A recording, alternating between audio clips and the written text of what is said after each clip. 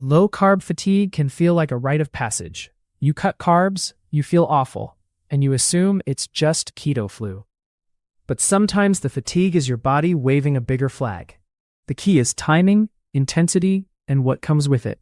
Keto flu usually peaks early and improves as your fluid and electrolytes stabilize. If you're getting worse, not better, that's a different story. If you're so drained you can't think clearly, can't sleep, or your heart feels like it's misfiring, you shouldn't just push through. This isn't about fear. It's about pattern recognition. In the next few minutes, you'll get a simple checklist of warning signs that suggest something other than normal adaptation. You'll also learn the most common hidden causes, like undereating, low sodium, thyroid issues, anemia, and sleep disruption. The goal is to help you decide when to adjust your approach and when to get checked out. Moving to slide 2. First, let's define what typical keto flu often looks like. It's usually a short adaptation period when your body is shifting fuel use and you're losing water and sodium. Common symptoms are headache, low energy, light dizziness when standing, and muscle cramps. For many people, it shows up in the first few days and fades within 1 to 2 weeks.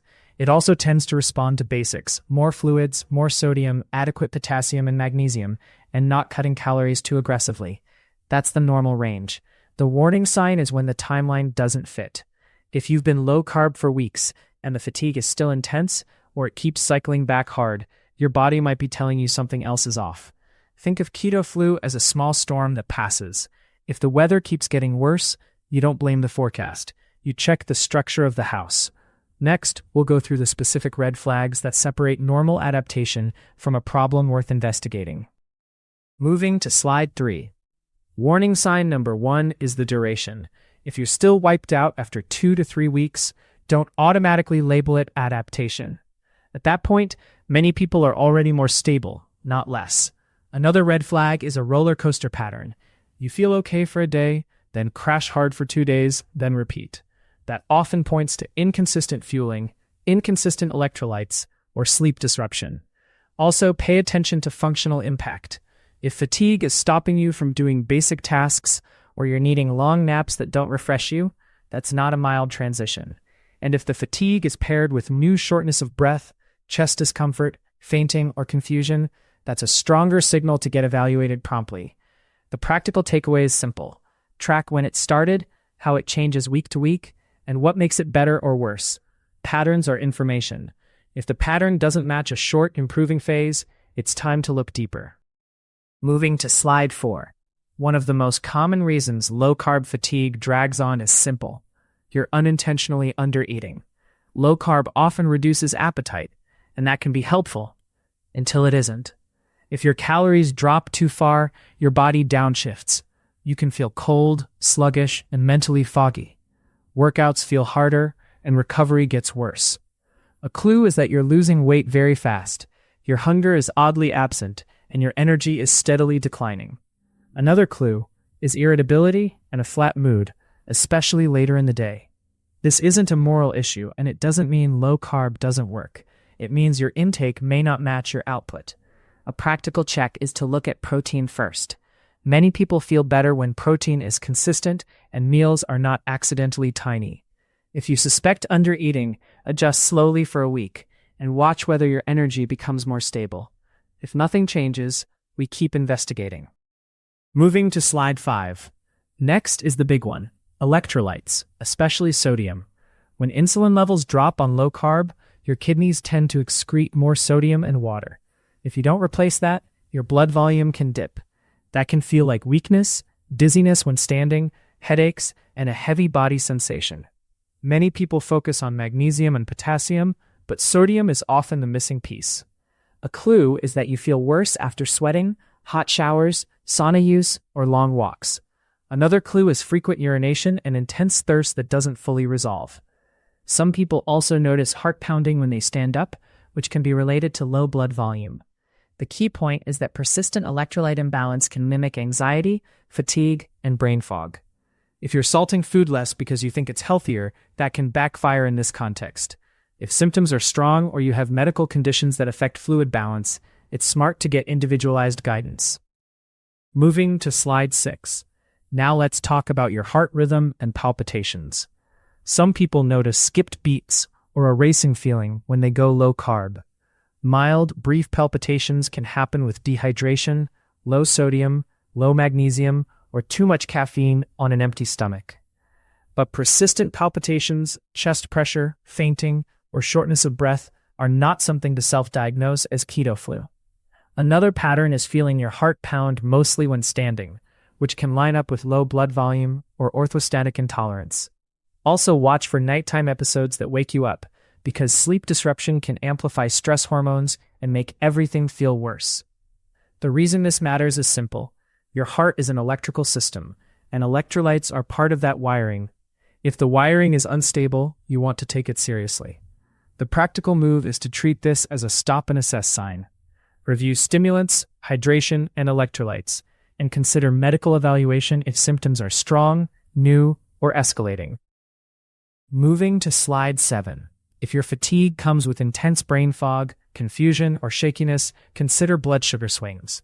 Low carb can stabilize glucose for many people, but some experience reactive patterns, especially if meals are very small, protein is low, or you're going long stretches without eating.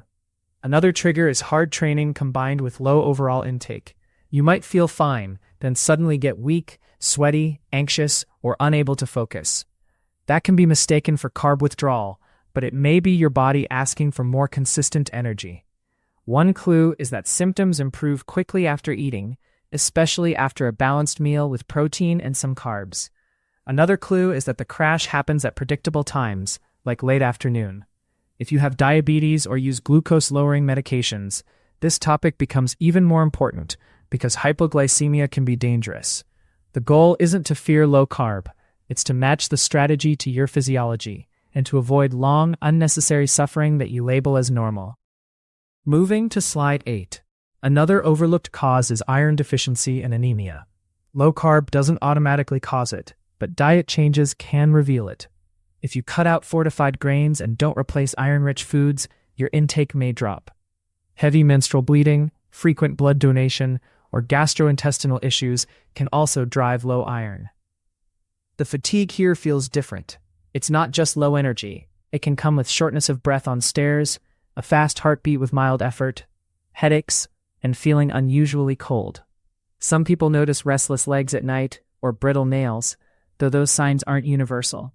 The key warning sign is fatigue that is out of proportion to your activity, especially if exercise tolerance suddenly drops. This is a get data situation.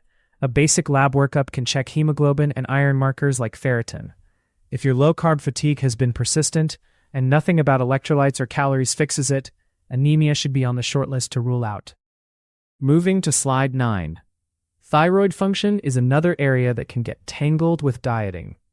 Some people already have borderline thyroid issues and only notice when they reduce calories or carbs. Symptoms that raise suspicion include persistent fatigue, plus feeling cold, dry skin, constipation, hair thinning, and a slower than usual heart rate. Another clue is that your mood feels flat and your motivation drops, even when sleep is decent.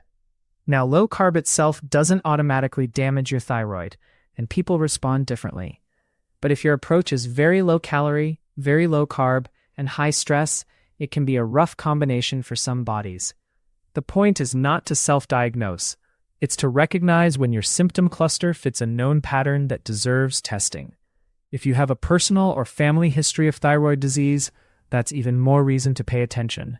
If fatigue persists beyond the adaptation window, thyroid labs can be part of a sensible check-in with a clinician. Moving to slide 10. Sleep is a huge divider between normal adaptation and a problem spiral. Some people go low carb and suddenly can't stay asleep. They fall asleep fine, then wake at 3 a.m. wired and restless. That can be related to stress hormones, undereating, late intense workouts, or simply a big change in routine. If you're sleeping less, your fatigue will feel 10 times worse, and you'll blame the diet when the real driver is sleep debt. A warning sign is when fatigue and insomnia feed each other. You're tired all day, then you can't sleep at night, then you reach for more caffeine and the loop tightens. Another clue is vivid dreams, night sweats, or waking with a racing mind. The practical approach is to stabilize inputs. Eat enough at dinner, Keep protein steady and avoid stacking fasting, hard training, and low carbs all at once. If sleep disruption is severe or persistent, it's worth addressing directly rather than hoping it fades on its own. Moving to slide 11. Let's add one more common trap: overtraining while you're adapting. When carbs drop, your high-intensity performance can dip for a while. If you keep pushing the same volume and intensity, your body may respond with heavy fatigue, poor sleep, soreness that lingers, and a higher resting heart rate. People often interpret this as a lack of willpower, but it can be a mismatch between training demands and available fuel. Another clue is that easy workouts feel fine, but intervals and long sessions feel crushing. You may also notice you're hungrier but still not recovering. The fix is not to stop moving. It's to temporarily adjust expectations, emphasize lower intensity work, reduce volume, and give your body time to adapt. If you're doing low carb plus fasting plus intense training, consider separating those stressors.